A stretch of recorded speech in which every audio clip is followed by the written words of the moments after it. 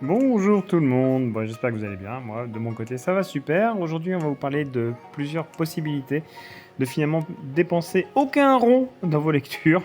Alors bon, ça sera pas les séries mainstream type One Piece, My Hero Academia, etc., etc. Mais on va parler d'applications qui vous permettront d'avoir accès assez facilement à du contenu et des lectures complètement gratuites. Donc là, je vous ai mis plusieurs applications, hein, Webtoon, Verytoon, Dailytoon, Picoma, Crunchyroll, Tomix.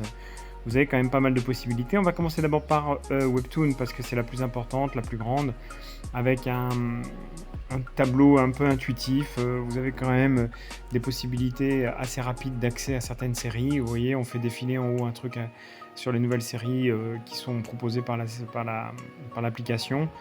Là, en dessous, toutes les séries que vous avez notifiées comme étant vos séries sur lesquelles vous vous abonnez. Bon, il y a plein de choses, plein de choses, plein de choses, plein de choses, c'est plutôt bien. Il y a plusieurs écrans différents. Vous voyez tout en bas écrit pour vous, c'est un petit peu l'accueil. Et dans mes séries, on passe directement à mes séries. Ce sont les séries que on a lues récemment pour le premier onglet. Alors, vous voyez, tout ça, c'est les séries que j'ai lues. J'ai compté, hein, j'en ai plus d'une cinquantaine que je lis de manière régulière avec certaines séries qui ont quand même un certain nombre de chapitres, vous voyez, 90, là ici 309 pour un Ordinary, et que je vous conseille de regarder, qui est quand même une série plutôt sympa.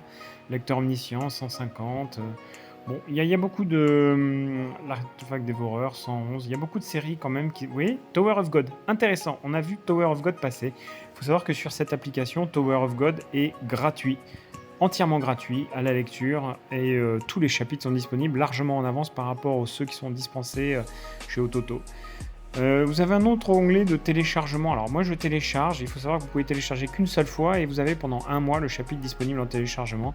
Je télécharge tout simplement parce que j'ai pas le réseau moi qui me permet de lire en ligne. Donc c'est plutôt intéressant, c'est une application qui fait le travail, voilà.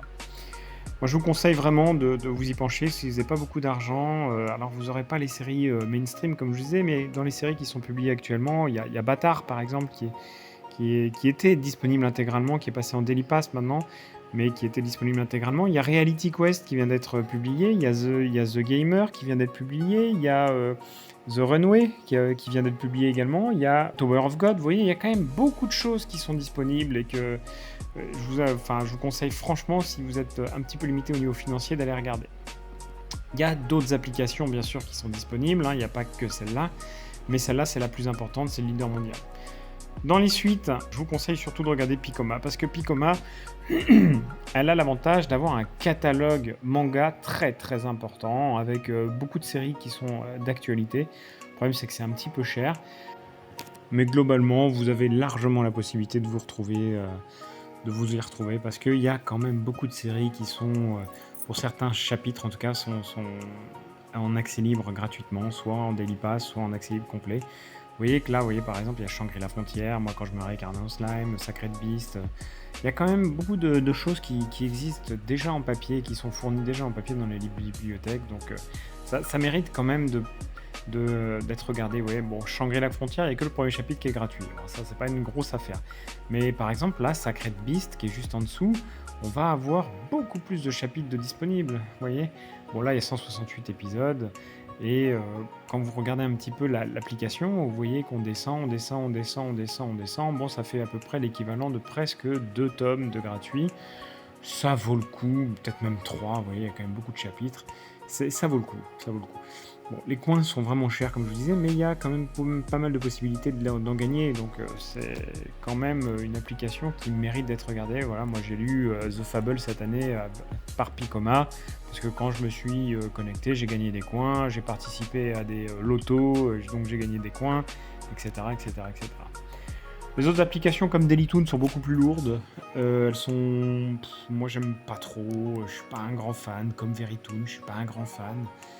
Crunchyroll, bon, j'en parle pas. Il y a une autre application qui s'appelle Tomix, qui peut être intéressante aussi, qui a un côté moins de 18 ans aussi. Mais là, pour le coup, il faut être absolument abonné en premium.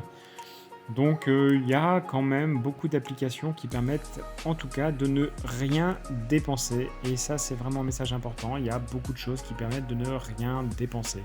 Vous n'êtes pas obligé d'aller dépenser 200, 300, 500, 700 euros par mois. Là, avec ça, vous pouvez lire toute l'année, parce que moi j'ai lu toute l'année sur l'application Webtoon. Moi j'ai utilisé que Webtoon. un petit peu Picoma et un petit peu Tomix.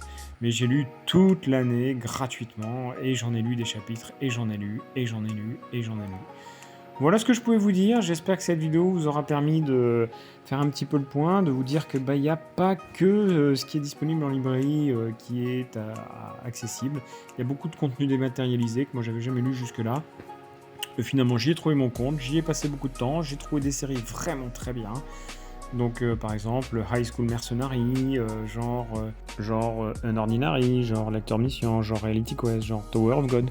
Voilà, toutes ces séries qui sont parues en papier et qui sont quand même, sauf Lecter Mission bien sûr, mais qui sont parues en papier et qui sont plutôt pas trop mal, ou en tout cas à découvrir. Voilà, donc moi, mes petites astuces que j'ai utilisées cette année pour pouvoir lire entièrement gratuitement sans dépenser un rond. Et je conseille à tous ceux qui ont un budget un peu limité, qui veulent bien découvrir autre chose, de se pencher sur ces applications et sur ces plateformes. Et ben voilà ce que je peux vous dire. Je vous souhaite une bonne fin de journée à tous. J'espère que vous profiterez bien de mes petits conseils. Et puis je vous dis à très bientôt. Allez, salut!